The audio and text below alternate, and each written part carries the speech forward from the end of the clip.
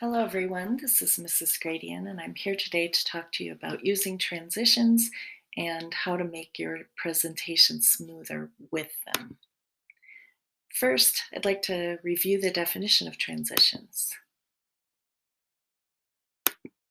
Transitions are the bridge between one thought and another. In your inquiry presentation, they will also help you to refer back to your claim every time you give examples, facts, statistics, and quotes. So you can see here, this is the beginning, your introduction, and each of your subclaims, you're going to use transitions between them all the way to the very end of your speech. Transitions can be words, phrases, or clauses. Here I have linked a list of handy transitions, and to go a little bit more quickly, I will bring up this document, this PDF that I have shared with you. And you will see that it is organized nicely by purposes of the transitions you're going to use. So you can see if you're going to compare some things in your speech, you might use in the same way, also, like. If you're going to contrast, you might use words like in the meantime, on the other hand, although. If you're going to emphasize a point, you might use for this reason.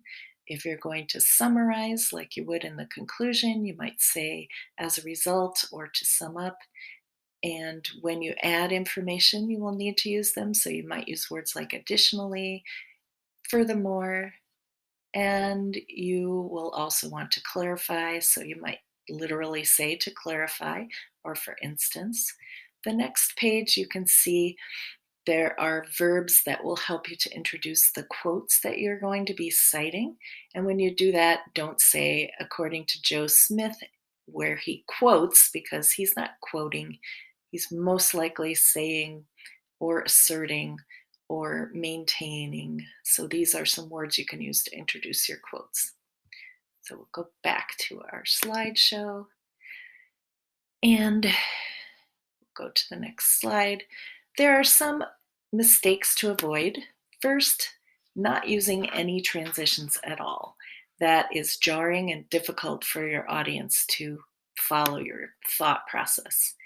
Another odd quality that some students use in their speeches is just announcing the heading. So all of a sudden in the middle of my speech, I just say Madagascar. People are going to say, why did she just say that? Even if it's on the top of the slide. You need to give them a heads up before you say Madagascar. And another thing that students, young or in-practiced speakers might say is using the same transition over and over again. You don't want to do that. You can use the word next, but you don't want to use it every time you change your slide or make a new point. So for my previous topic, I chose the high cost of vanilla, and you can see here that I've listed my claim and my subclaims.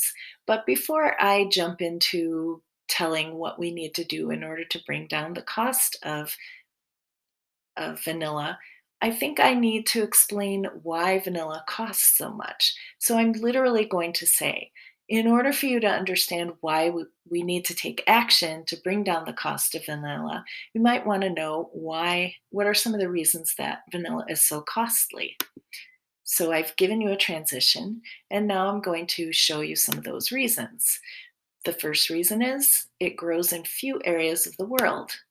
I might say one factor in the cost of vanilla is that it only grows in a few places.